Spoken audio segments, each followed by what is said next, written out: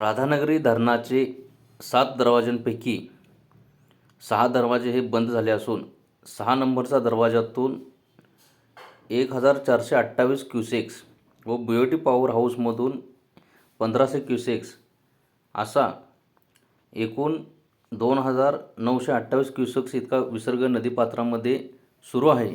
गेली 4-5 दिवस संपूर्ण राज्यभर पावसाने थैमान घातले असून पिकांचं मोठ्या प्रमाणामध्ये नुकसान झालेलं आहे. याचे त्वरित पंचनामे करून शासनाने नुकसान भरपाई द्यावी अशी मागणी आता शेतकऱ्यांतून होत आहे.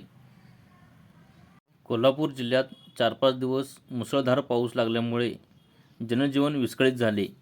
काही राज्यमार्ग व जिल्हामार्ग वाहतुकीसाठी बंद झाले. त्यामुळे नागरिकांची मोठ्या प्रमाणामध्ये गैरसोय निर्माण झाली. नागरिकांना येण्या-जाण्याचीही अडचण निर्माण झाली.